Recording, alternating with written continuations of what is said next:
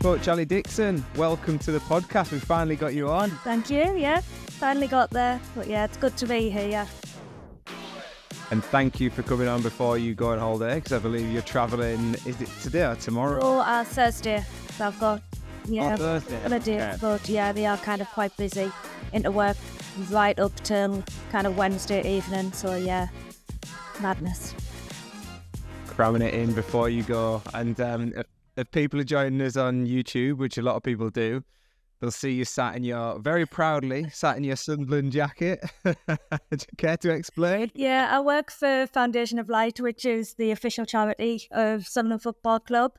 So I get to wear the badge every day, which, being a proud Mackem and a Sunderland fan myself, it is kind of quite a privilege to use that and use the power of football to change people's lives for the better. Oh, I love that. That's a nice tagline. And even the power of the Mackems can change lives for the better. But it's all been celebrations in the black and white end of the northeast at the minute. Is that not frustrating you a little bit? We're not talking about that.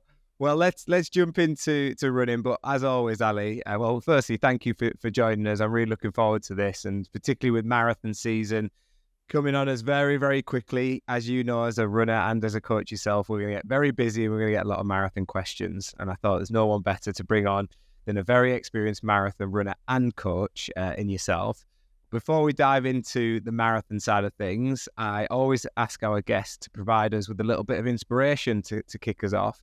So can you think of one person who maybe inspired you to get into running or sport in general, whether that was at a young age or even more closely to where you are now with your journey? I think in terms of marathon running, probably the same as pretty much everybody else my age, obviously Paula, watching her just smash it kind of early 2000s. And it showed us that, these things are possible instead of just watching kind of all the Africans and that we've got a lot of now. But yeah, kind of she inspired myself and a whole generation of girls. And then we went on to become kind of those girls that were inspiring the next generation. So it's a nice little hand-me-down, and anybody that knows my story knows that Paul has helped us out a lot. Kind of without her help and input, I wouldn't have made it to the Olympics. Probably would have actually walked away from the sport in 2014. But yeah, kind of going from grabbing a photo of her outside the Portaloo Gateshead Stadium to, kind of celebrating making it to the Olympics. She's one that's inspired and helped and lifted us up when I was down and believed in us when I didn't believe in myself. You wouldn't believe how many people name Paula as an inspiration, but I think you've hit the nail on the head, haven't you? She was so prominent in our upbringing when we were getting into the sport. I was on a call with her just last week, and she was talking about her background. I said, I remember being stood on the sidelines at Mini Marathon when you did that marathon, Paula. And yeah, there's so many connections. But there was a famous saying about you should never meet your heroes, never meet your idols. But this is like the opposite, Ali. You not just met her, you're friends with Paula now. Is that a surreal kind of relationship after being an idol of her? Like, really got to know her at some of the Kenya training camps. The first one that we were at wasn't a great camp for her. She had to leave early because she got injured.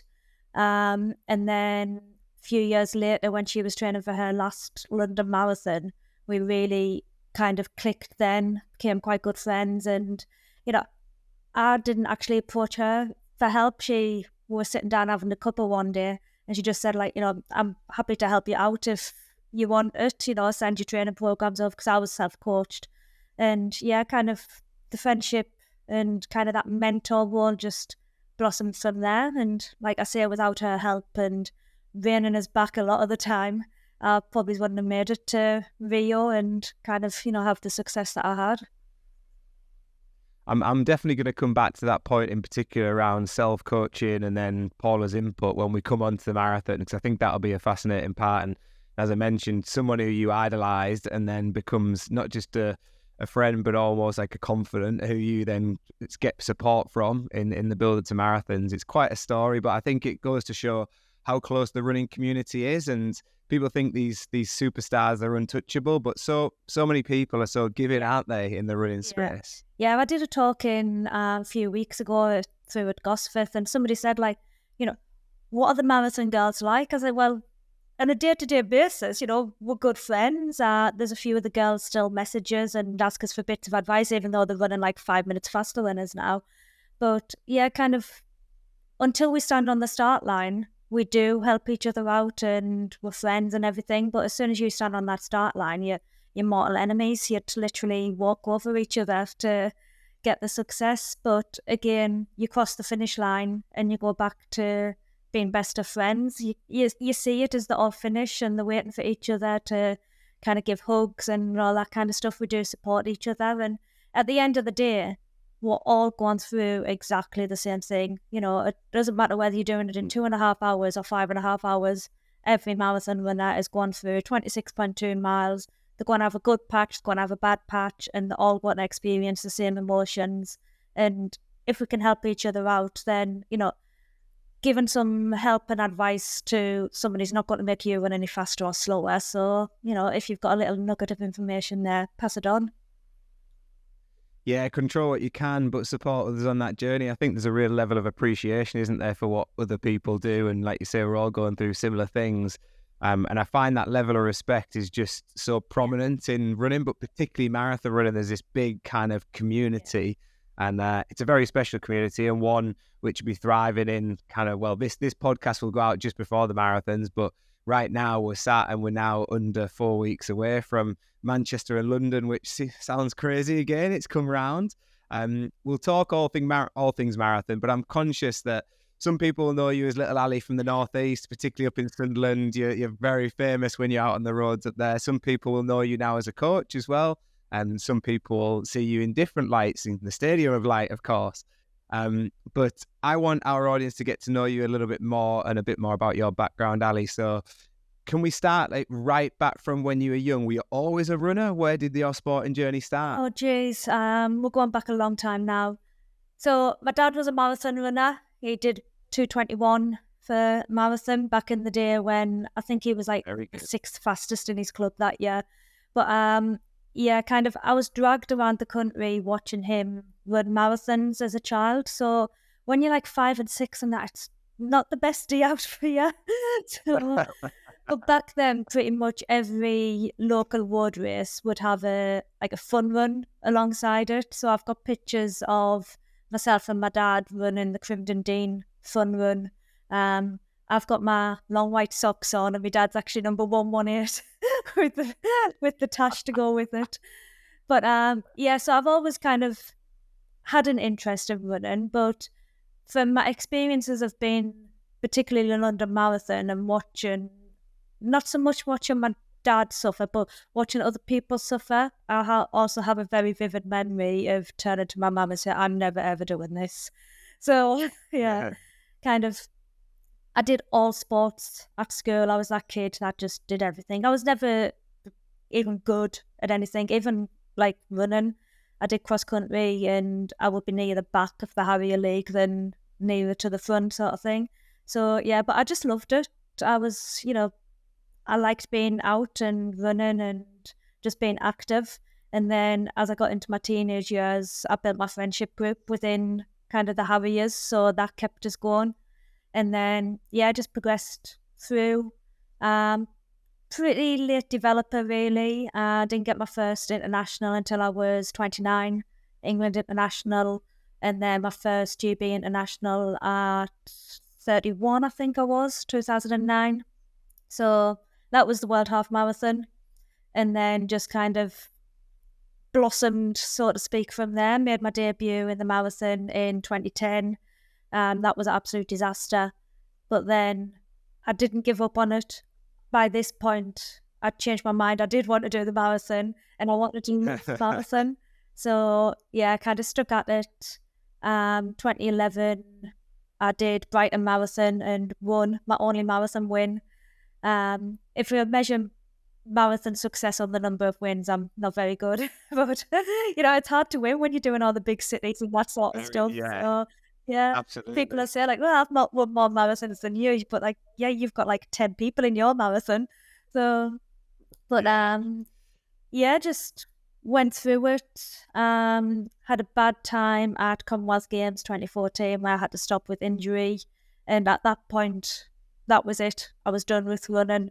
I threw my trainers in the bin in Glasgow. Came back. I was working at a sweatshop at the time, and people were saying like, "Oh, so just Joe Public coming in for a pair of shoes. And do you do any running?" I was like, "Nah, not me." But I got back into it. I did Great North Run, and it was the year of the millionth finisher, and just going in with the masses, getting on the metro, crammed in like sardines, walking up through Haymarket, and just reading people's like signs on the back about why they're doing it and that. I was like, you know what? Running is pretty cool. I do quite like this. And just, enjoying oggy and over the bridge and all that kind of stuff. And I finished and I was like, I think I'll get back into training. So, yeah, the next year, 2015, I targeted Berlin, trying to get the Olympic qualifying time. I had some really tough weeks family-wise. My uncle died suddenly. He was a marathon runner as well. And then 10 days before Berlin, so my uncle died back end of August. 10 days later, my granddad was diagnosed with terminal cancer. So I was actually standing on the start line of Berlin Marathon, and it was the last place I wanted to be. But I also knew kind of my granddad, he'd already said, get over there and get the job done. So, yeah, it was like mixed emotions on the start line. But like I said earlier, the gun goes and that was it. Competitive Ali came in and I managed to get that qualifying time about 90 seconds underneath it. So, yeah, kind of the last thing my granddad said to us was, I hadn't even qualified at this point. I'd only ran the qualifying time, but he was like, good luck in Rio, I'll be watching from upstairs. And yeah, so kind of stand on the start line of London Marathon again, all emotions going through my head, but I knew I just had to get that top 2 Brits and kind of my place was sealed. So yeah, managed to come top Brit. I've still got the footage of Crammy's commentary coming down that home straight. One Mackham to another, eh? He loved mentioning Sunderland about 25 times in like a 30-second speech. But no, kind of the stuff that he was saying, he's a master at what he does. But it was as if he was reading my mind as I was coming down that mile. It's a dream come true, 20 odd years of hard work, and yeah, across that finish line, and just every emotion you can think of kind of comes out, and it's hard to articulate it because, yeah, you've got relief, disbelief, happiness, sadness, and yeah, eventually got a few minutes to myself and I just sat on a curb and cried. And yeah, but... Do you know what's amazing about that story? So many things. Firstly, like your love came back from like the inspiration from other people, and you kind of touched on that earlier when you said like the marathon and that community is so unique. You can take inspiration from those around you, and I think sometimes the general mass runners, they don't believe us when we say, "Oh, elite athletes will take inspiration from other people." They do. This is a really good story of that, and that's what got you back into it. But then, when people stand on that marathon start line in particular, loads of people are doing it for all different types of reasons. And one of those reasons is often a bigger why behind it. And I think for me, that's when the big performances come out, when there's bigger meaning to it, whether it is running for a family member, running in memory of someone. And even though, again, you're on an elite start line, you share so many similar values to so many other people on that start line as well. And I think that's a brilliant story. But then right at the end, when you're on the floor, I can just imagine how many people have been there on the floor in tears. I've completed it. I've done it. Just all those mixed emotions. It's amazing, isn't it? And it's like, you said there about getting inspiration from the masses. And it is kind of, Brendan says it himself about the Great North Run. It's just 50,000 ordinary people doing extraordinary things. And we all have our own individual story about why we're doing it. And again, the Great North, the half marathon, we're going to go through good patches and bad patches, and that's when you've just got to draw in on that why.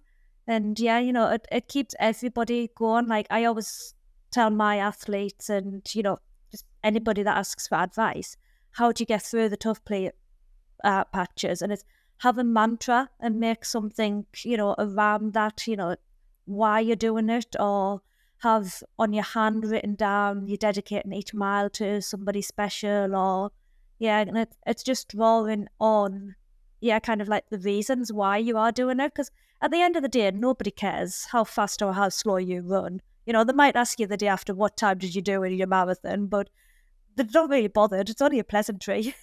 But they can't relate to it either, can they? They don't really know what it means, a lot of people. my sister did London last year and she did just under 4.5. But I know kind of how much work she put into that. So, I have just as much respect, probably more respect for her than watching the elites running like 2:20, because I know she's got to fit it around a 48-hour work week and a family. And whereas the elites, they've got the privilege of putting the feet up in between training and not having to worry about going off to work and kids running away and all sorts. It's when they say pressure is a privilege to the elites, isn't it? It's it falls into that category. Yeah, it's I think something here for the coaches to take away as well, because a trap I definitely fell into as a coach when I first got into coaching was talking to people about having a plan for a race, and quite often your mind goes to like the perfect plan. So you talk through that execution with your athlete, and you know what about this, and then sometimes it's scary to sit down with an athlete and talk about, well, what happens if things go wrong? What are you going to do? And you just like hit the nail on the head there with, have you got your mantras? Because actually one really important conversation to have, especially with marathon runners, is you're going to go through some dark spots. And what are you going to do about it? So what were those things for you, Ali? Did you have particular ones that you always use? Was there like some ones that you always went to, or did they vary from marathon to marathon? Varied from marathon to marathon. Something might be like one of them, something somebody said to us in the lead up to it. Something maybe that I've read at a tough point in the training plan and that's just stuck with us. Just different things, and then just kind of singing to myself or something with it. Football chants actually could have been quite good because they've got good rhythm. And strangely enough, it would often be stand up if you love Sunderland. They're kind of like quite to the rhythm. If I could keep my cadence with that, it got us back. But all what it does was it brings you a happy thought as well.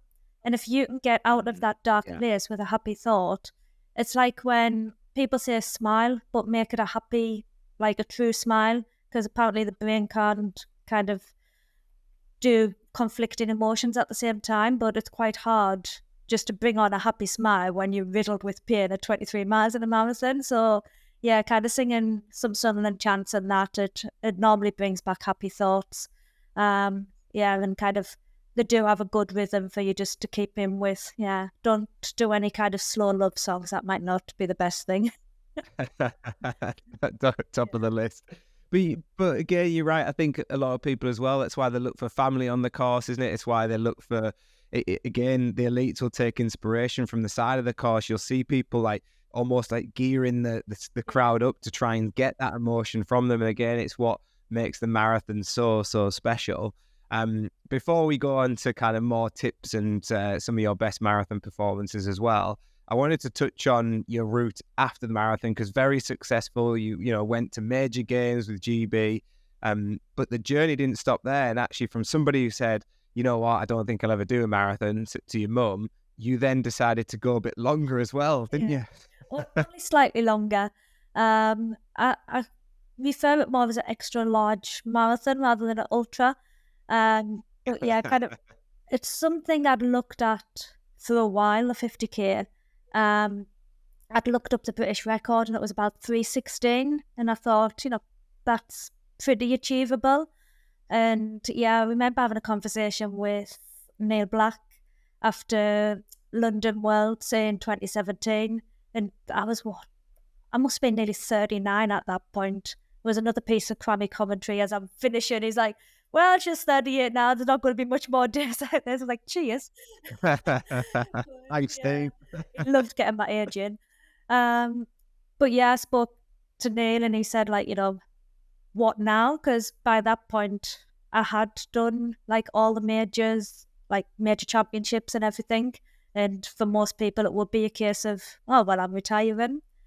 And I said to him, like, oh, I fancy having a crack at the British 50K. And I know there's a world championship next year. And he kind of went, you know what Neil was like? I'm like, yeah, okay. So I then got an email a few days later. He was like, if you're serious about it, we'll kind of try and build a team to send out to the champs. So yeah, I put in for my expression of interest for that. But you had to email the guy who was going to be team manager. And I sent it in, give him all my background to the marathon. And I got an email back saying, thank you for your expression of interest. Can I just point out, not all good marathoners make good ultra runners. I was like, so am I in the team or not? Yeah. What we're telling me. But like I say, it's an extra long. It's only 5 mile more, so I was like, it can't be that hard. And I went out to those championships, a bit of an underdog in terms of ultra runner, because yeah, I'd never done it before, and who knows, I might blow up in that last 5 mile. But yeah, I kind of went through the marathon quite steady. I think it was about a 2:36 I went through in, and then I had a comfortable lead, and then coming around the last it was a horrible course. It was just up and down, up and down. And I came around the last kind of U-turn with 4.5k to go, and one of the team managers shouted at us, "You're going to break the world record." And I actually looked over at what is the world record? Because I'd been focusing on the British record, but never even thought about a world record. So yeah, I came down, and I think I took about 90 seconds off the world. It was a world best back then. It's now officially a world record, but at the time it was only a world best. So yeah, to win the world championships and world record in my one and only competitive ultra was a pretty smash and grab on the ultra scene. Amazing. I want to pick a few things from that as well, because the first thing, I actually agree with the statement, not all marathon runners are going to make the best ultra runners, but I think it depends on what that ultra is, because I think there's a lot of different variables that fall into that. And now I do a lot more in the ultra trail domain. I can definitely vouch for that. But with this example with you, I think you're right. It wasn't much more than the marathon distance. And I imagine training was pretty similar. Training principles are very similar as well, especially with being on the road. So I think, one, it might have suited you, which is a question I'm going to ask you in a second. But then the other thing I think for our audience to take away is sometimes when you achieve your best things is when you're not thinking about them, right? Because your mind's not obsessing over it, and that world record wasn't even in your mind, but it just happened. Yeah. Would you say that's a fair statement, that actually when you're not focused on it too much, things just happen because you're running so freely? Like now, kind of, what are that 4 weeks from the big kind of marathons, and people are going, oh, well, I'm not hitting this pace, I'm not hitting that pace. I'm like, just forget about pace, just go out and enjoy it.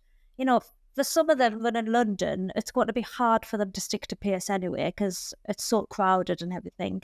I was like, just enjoy it. I was like, even leave your watch at home, or just put it on like a stopwatch, so you're not getting your mile feedback. I was like, because your mile feedback is going to be out by mile 2 anyway. I was like, yeah, just kind of enjoy it, have that as your aim rather than chasing a time. Because it's been a few times where my half marathon PB, it was world half, and I woke up the day before and I was like, oh, I've got a terrible head cold. And I was already over in Copenhagen, and Kat McCormick was the physio, and I was sitting there, I was like, I don't know if I should run. She was like, oh, see how you feel in the morning, do your warm up. And I did that, and I was like, oh, it's not too bad. So I just went and ran, and yeah, again, finished in like 70:37, and that was before carbon shoes. And I would never have ran that if I'd been going, right, I want to run, 70.5 minutes or something like that. And I just went out and ran it because I didn't know how I was going to fail. So yeah, just take the pressure of all these. I think we're dictated too much by our watchers. Yeah, and Strava culture as well, I think plays into that, thinking what everyone else will think about your run. And I said to somebody the other day, because I'm a big believer in, well, firstly, one of my favourite sayings is that the heart and lungs don't know what the watch says. And what I mean by that is, it doesn't matter what split's popping up, the heart and lungs are getting the same workout regardless of what you want to give it. So doesn't know what the watch says. But then the other day I was having a conversation with somebody who didn't hit what they described as their target splits for that day. It wasn't someone I coach. And I just said to them, well, you've still had the same workout. And they said, what do you mean? I was like, well, just because you've hit your split, it doesn't mean you're not going to get the same training benefit. You've turned up. Yeah, you've turned up, you've run hard, you've done exactly what you were told to do. I was like, just because you're 2 seconds away doesn't mean you've not got the same benefit. I was like, you've just come and done what you could have done on the day, and that's absolutely fine. And it's almost like that's forgotten a little bit, isn't it, now with the watches? Like yesterday, we were doing a long run. I've got a little group that I run with now, and running along the sea front into 20-mile-an-hour headwind, and one of them's like pushing and pushing. I was like, what are you doing? He's like, well, I've got to have everything like under 8. I was like, no, you don't. I was like, well, as soon as we turn around, you've got to be cruising back along here at like 7:30. Yeah. I was like, just run to effort. And even like every hill you come up, it's like off 10 yards ahead, keeping the pace. I'm like, that's not how it works. Well, No. Yeah, you take someone up a bank near that coastline and get them on the sand dunes and tell them to hit sub-8s. They'll soon find out that's impossible. It's madness. Yeah, run to effort. Yeah, and I guess, one of my other questions for you, Ali, was, and you mentioned about almost, coming to the sport late in some senses. You'd ran all your life, but really your best successes did come at a later age for what we describe as elite performers. It's often that they perform a lot earlier in, say, their mid-20s. But what we're seeing, particularly with the women at the minute, is that maturity and that experience is paying dividends. And there's lots of examples from your era, Joe Pavey, Helen Clitheroe, yourself, where people had more success later on in their career. But also, do you think that you kind of found your calling, you found your right event with the longer distances? Yeah, I think so. Like, it was obvious from a young, like, when I first went to the athletics club, I wanted to be a long jumper and a hurdler. But you can imagine, like, 11-year-old me, I'm 5 foot as a fully grown adult. So, yeah, 11-year-old me, I think the hurdlers were taller than us. But I did try everything. I remember doing the shot put and the high jump at the Young Athletes Leagues and that. But it was pretty obvious that, kind of, I was going to go middle distance, long distance, and then kind of onto the roads. I think it's interesting there, like you said, kind of, I was a bit of a late bloomer, and there's now kind of, like Sir Joe winning Europeans after 40, and Sinead Dever running really well at Australian. And when you look at myself and Sonia, both made to Rio Olympics, and we'd been running against each other in the Northeast probably since we were about 13, 14, but our career paths were just so different. She made junior teams for World Cross and all that kind of stuff, whereas, I was kind of just lagging behind a little bit, but then we both made that ultimate one at the same time, same age. So it just shows, like, everybody's, and again, it comes back down to all these memes that you see. Your progress for everybody isn't like that. Some people do that and come back a bit. And everybody's journeys are different, so don't compare yourself to other people. Because if I'd sat as a 17, 18-year-old comparing myself to Sonia, I would have been like, well, I've got absolutely no chance. So, kind of just focus on you and control that. But, I think, I don't know what it is now about kind of, because you've got both ends of the spectrums. You've got people like Charlie Purdue going to the marathon quite young. I think she was about 22, 23 at her debut. And then you've got a lot of them kind of, still running well at the early 40s. So I'm not sure what it is that's kind of brought it on, but it is good that people out there have a role model for pretty much every age group. Yeah, that's a good point, actually. Yeah, so you're getting role models across the board, aren't you? You've got female role models, male role models. You've got then people who are younger, people who are maybe showing that it can be done with children, mums who are succeeding and showing that that can be done. I think that's such an inspirational story. And then you've got people who you mentioned earlier where you've even got part-time athletes who are still having to work and they're getting it done as well. And there's just inspiration to take everywhere, which is great. You mentioned, Sonia, we're absolutely privileged to have you and Sonia as part of the coaching team at New Levels Coaching, which is amazing. 2 Olympians who have a vast knowledge and experience base from their own running days, but also coaching knowledge as well. But when did that coaching journey start for you? Did you dip your toe in whilst you were still competing? Yes, I actually got my coaching qualification when I was at uni. I think it might have been as far back as 1999. Uh, Wow, before the millennium. I must have only been very young. But yeah, kind of as part of because I did sport and exercise science at uni, and as part of one of my modules, it was a placement in a school. So you needed a coaching qualification. So obviously, athletics was my number one choice, and I was teaching what was then known as the ABCs: agility, balance, coordination. As coordination, yeah, love it. And that was to like reception age in year one. And then, so yeah, I've just kind of kept it going. I was pretty much self-coached from 2012 onwards. But even in between then, I had little spells where I wrote my own programs and that sort of thing. I helped other people out. And then as kind of a proper coach, I'd say about 2013, I started to dabble in kind of giving proper programs and structured training to other people. Most of it just kind of club mates who, the club system wasn't kind of exactly what they wanted. They wanted a bit more like, what do we do in between every Wednesday? Because our club night is a Wednesday. So yeah, I'd give them a bit guidance on that. And then kind of went into it as a income, really, because I didn't get any funding. Kind of age was always against us when it came to the funding streams. So just to boost my income, I started 2015, I think it was, to kind of take on some outside clients. And then it just grew from there. There was a few times where I had to take a little bit of a step back. Obviously, running to Rio, kind of, it's hard to juggle. I only had a small number of clients, but it's hard to juggle that whilst also trying to focus on getting prepared for an Olympics. But yeah, once kind of that went to one side, I set up my own business. It wasn't the most successful, 262 running, and then went in with Lloyd at Team Project Run, and then kind of with you guys. So yeah, I've had a lot of experience from coaching, reception kids up to, I can claim to have coached an Olympian because I got myself there. Yeah, very true. Yeah. Self-coaching.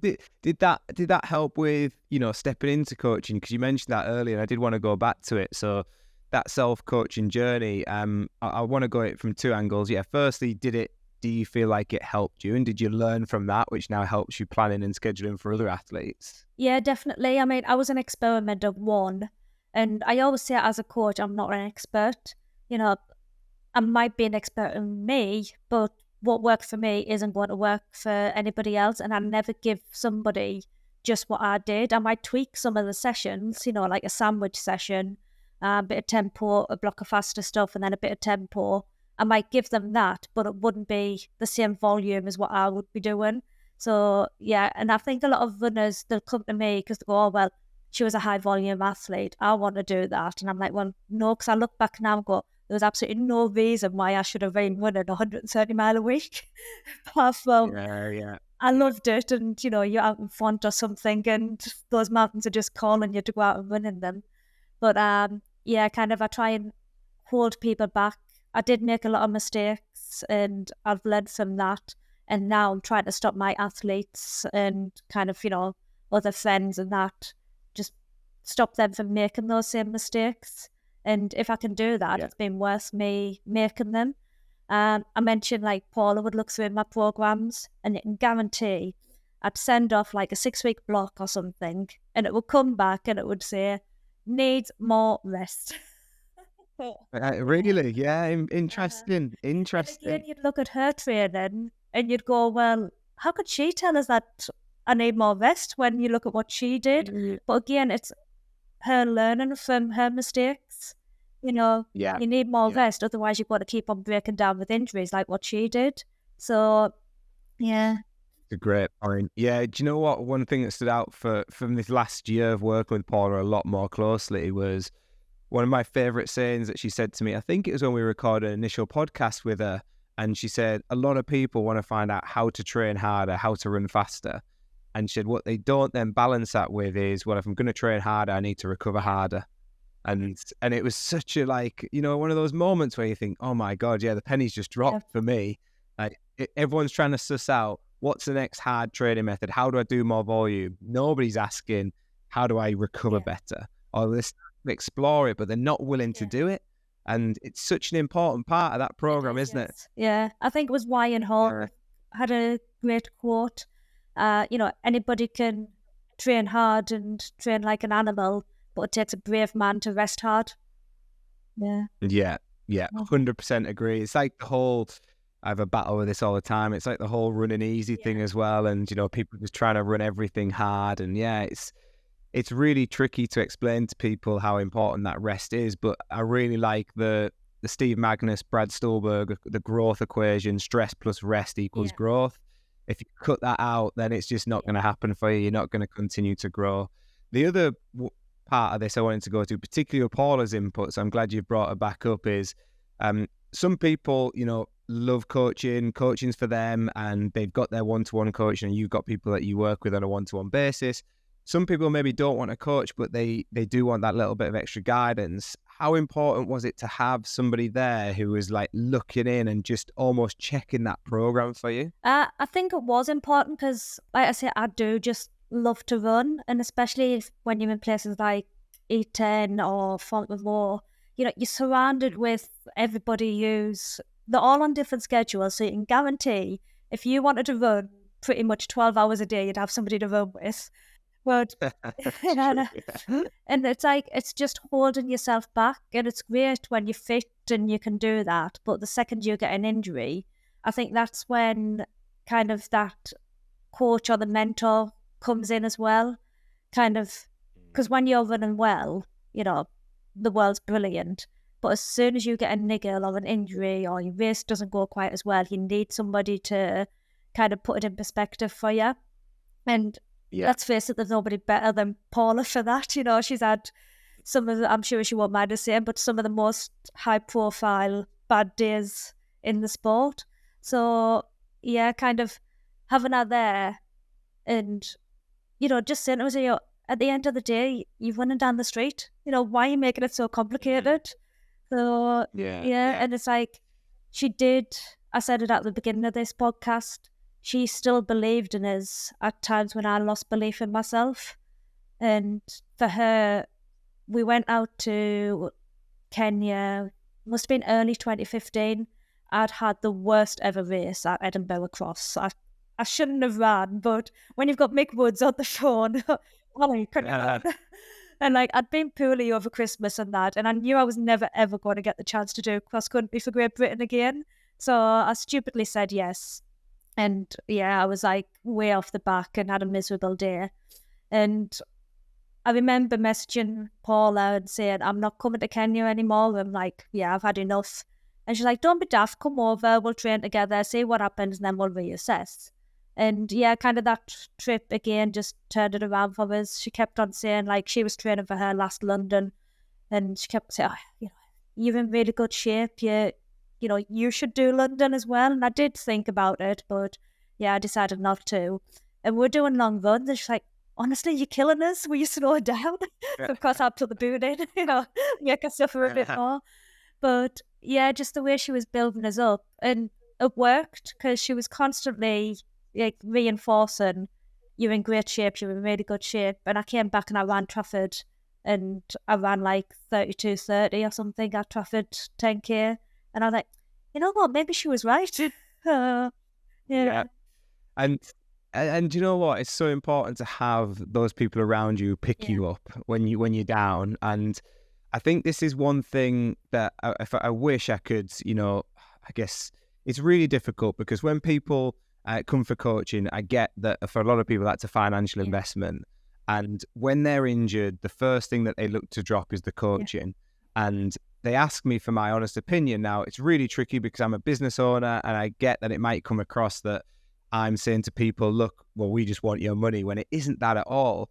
And I say to people, if there's one time you need a coach, it's when you're injured and you're down and you don't know what to do.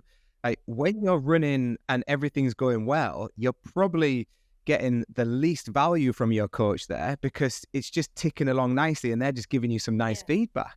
But when your coach becomes super valuable is when you're down in the dumps, you don't know who to turn to, you don't know what to do, and you need picking up. And that's where coaching is actually really hard at that point. But I imagine for you, this is a great example of if you didn't have somebody in your corner there, what would have happened? Where would you have gone?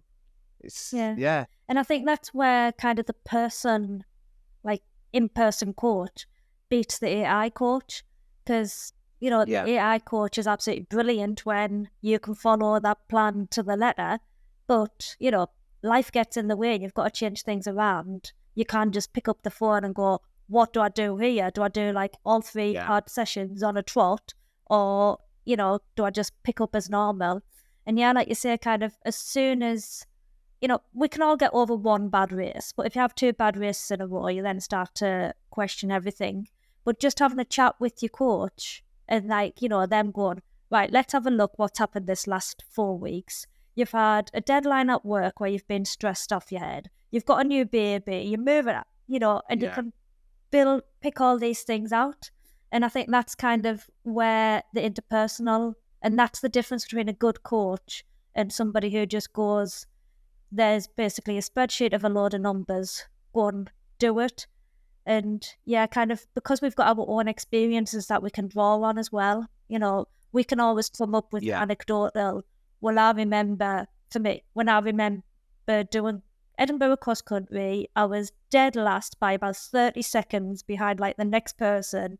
But 2 months later, I went and ran Trafford 10K and ran 32.5 minutes, 6 months later, I ran Berlin in 2:29, and it's kind of going, it's not the end of the world. You can pick up, just stick with it.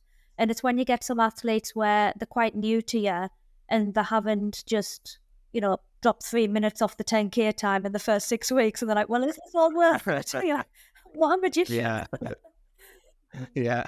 Can't magic. We can't wave a magic wand all the time. And some people it does happen for, but and again, it's a really good point about the AI coaching. Don't get me wrong, it's doing some amazing things. Like it's incredible, and for those people who don't have anything, it is a good alternative. Like, and I totally get that, and I have no doubt that soon it'll be clever enough to say if you put your injury in, it can probably adapt your plan based on certain injury protocols. But what it can never ever do, and this is why I know that we always have a future as coaches, and I hope if coaches are listening to this, they can take something away from this, because what it'll never do is be able to read the person psychologically and know every detail about that person emotionally. And that is the relationship that you build up with your athletes as a one-to-one coach that you just described, that interpersonal relationship.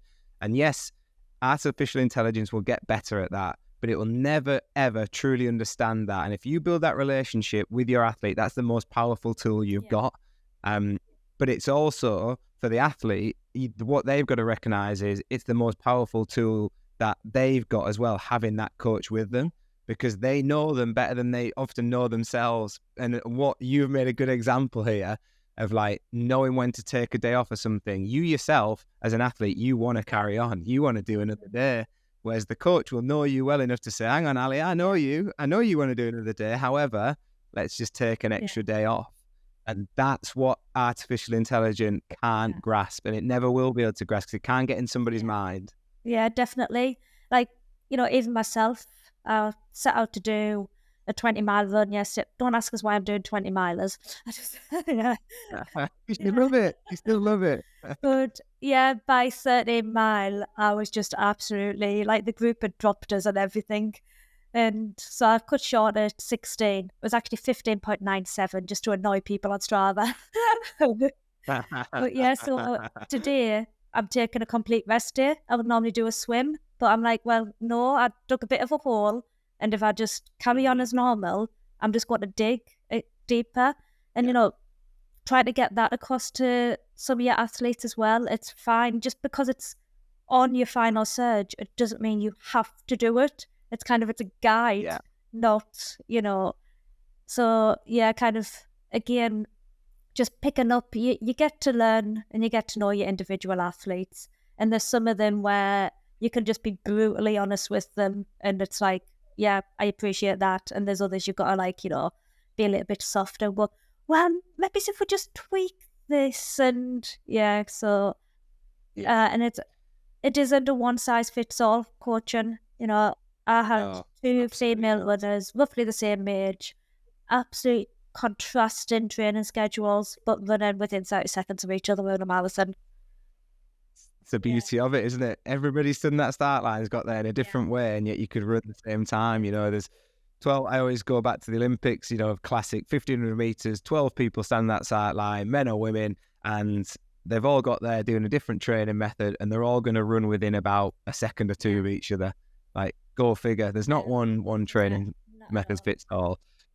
And when you say about that plan, Ali, when you write a plan as a coach, you imagine everything as like best case scenario, don't you? You map it out and you're thinking, right, if everything goes well, that's what we would like to do. But we know that we can't always have best case scenario, but we can't write a training plan based on worst case scenario. That wouldn't be the right way to do it. In the same way as you were talking about the conditions yesterday, if we set a marathon specific session and we have some marathon paces on there, we imagine that with the perfect conditions. But if it's blowing a gale out there, the coach doesn't expect you to go and hit those 8-minute miles on the way out into the wind when it's 20 mile an hour in your face. We programmed that when we thought it was just going to be a nice day. Yeah. So there's got to be a bit of common sense. One of the girls I was running with, she wanted to do a couple of marathon pace blocks or marathon effort blocks, and she doesn't have a plan. She just decided that that's what she wanted to do yesterday. So she was about to start one as we're running into this headwind. I was like, well, wait on, we've only done 3 or 4 mile anyway. I was like, why don't you just flip it slightly, do 10 mile easy, and then do your marathon block. By then we will have turned with the wind behind us, so you've got to be able to hit that pace a lot easier, but also it's got to kind of mimic still running the marathon pace towards the end of your race sort of thing, where anybody can run it at 4 miles. If you can still run it, plus you've run probably a little bit harder than you should have because of the headwind, I think you're going to get a bigger training effect. So yeah, she did that, and then we got to 10 miles, she was off. That's why she killed us. She threw in a 7-minute mile at 13 miles. In fact, she was 6:50, I was 7 minutes, and I was just like, see you later. Regret. I'd go with that. I think that the psychological effect of battering yourself into a headwind and not hitting your splits, we all know what that does to you, right? I felt great on the marathon effort. I was like, and that's what we want. Yeah, 100%. It doesn't matter that there was a wind behind you. No one cares. The fact you're going away buzzing now, you're taking that positivity into next week. A great coach of mine, who's again a coach at NLC as well, Alex Haynes, he used to always say, what I'm looking for is to finish every session on a positive note so that you carry that forward. Because if you carry that forward into the next run, the next session, it's so important. Yeah. So to kind of finish off then, Ali, so you've mentioned already about people where they are with their marathon training, and when this podcast goes out, it's going to be literally right before the big major marathons. We've got Boston coming up. We've got Manchester and London on the same day, which is mad this year. But I thought it'd be quite nice to wrap things up with some kind of top tips as people head into that dreaded taper period for some people. Some people love it, some people hate it, but what are you thinking? What did you think as an athlete, and what's your advice as a coach? We all dread it, and there's a post I'll be putting out on social media. I put it out every kind of spring and autumn for the major marathons, and reframing the taper, because everybody has all these negative connotations with the taper. They're like, oh, paranoia and feeling lethargic and everything. I'm like, let's reframe that, get into a positive mindset, call it your peaking stage. You're raising up instead of kind of tapering down, because even the difference between up and down has different kind of positive versus negative. So kind of start thinking about you freshening up, your peaking, get everything prepared, work out, especially for London, like what to train and what tube you're going to get, when you're going to go to the expo to pick your number up, book any restaurants that you might want for the Saturday. For me as well, I would always have my biggest meal kind of Saturday lunchtime, so that I'm not going to bed just absolutely full to the eyeballs with carbs and then struggling to sleep because you just feel so bloated and that. A lot of people, you know, they might be going down the old school route of the carb bleed to then do the carb load at the end, or they might be doing, I used to do the Western Australia protocol, where it was just literally a 24-hour, I can't remember what it was now, it was like 6 to 10 grams per kilo body weight or something. So I had it all worked out and I had a spreadsheet on my phone, ticked off every bagel and every bit of malt loaf that I ate. But yeah, kind of work out what you're going to eat the day before, have all your kit prepared. If you're traveling abroad to do a marathon, I know a few people doing Paris, by the time this goes out, Paris will have already been, Rotterdam, them sort of thing. Make sure when you're traveling that your race kit goes in your hand luggage, so you're not having the stress of your luggage going missing with your alpha flies or whatever in there. And just get fully prepared. Even warn your family that the day before, you're going to do pretty much nothing apart from sit on your hotel bed. You know, they can go out and sightsee and do whatever they want, but for you, that's probably the most important day of your marathon training, making sure you don't overdo it and you're not wandering around London for 20 miles seeing all the sights. So that's for me is one of the biggest points and so underrated. I like the way you've put it, is like you probably your hardest and most important training day, because it's hard because you've got to do nothing, and the most important because it's when all that hard work can be bloody undone with 10,000 15,000 steps around London. It's get off your feet, save the sightseeing for after. Yeah. You see it all the time. I know I had a friend who was doing Berlin, and she went off and toured Berlin the day before. I'm like, you've been there since like Friday. Why didn't you do that even on Friday and then sit with your feet up? Yeah. But yeah, it's fine. I know when you've got family there with you, you do feel guilty because you've just spent the last 3 months, you know, just dedicating your life to this one day for the marathon. But it's one day, you know, you're better off if you can kind of afford it with time off from work or whatever, you know, staying over the Sunday night and doing that on the Monday. I know you'd be hobbling around London or wherever, but it's got to be much better. Better, I always say it's better hobbling around sightseeing than hobbling around the marathon with 6 miles to go, thinking this has all gone wrong because my legs are knackered from the day before. Exactly. So if you can take that extra day, and it comes back to why you're on the start line, doesn't it? And if you are out there with family, and I totally appreciate that, then you can make some compromises, I'm sure, and have those conversations, and they're going to want you to run well, because nobody likes a miserable marathon runner when it's gone wrong. So seeing Buckingham Palace the day before ain't going to make you more happy the next day if your marathon's gone wrong. So there's that to bear in mind, definitely. But just get everything prepared, you know, prepare your mind, and like we're saying, those mantras, have an idea of your splits, write them on your hand. I always tell my athletes, no matter what marathon, split it into 8-mile chunks. So, you know, ideally, kind of you building the pace up as you go through. It doesn't always happen like that. And I know, you know, if you're doing Boston, that's going to be hard because your first kind of 10K is massively downhill. And then kind of once you hit those Newton hills, you're going to be slow enough. But kind of just have it prepared and have a little checklist ready in your head. So that first 8 mile, just find your rhythm, get comfortable. Second 8 mile, think about kind of your form, your posture, your breathing. Are your shoulders relaxed? Are you clenching your fists? If you are, just, you know, wiggle your fingers to get them relaxed a bit. And then just focus on people. Third 8 mile, just tick it off, you know, just aim for a lamppost and then the next lamppost. And then, your last 2.2 mile, just give it all you've got. That's when you unleash your heart and just get to the finish as fast as you can.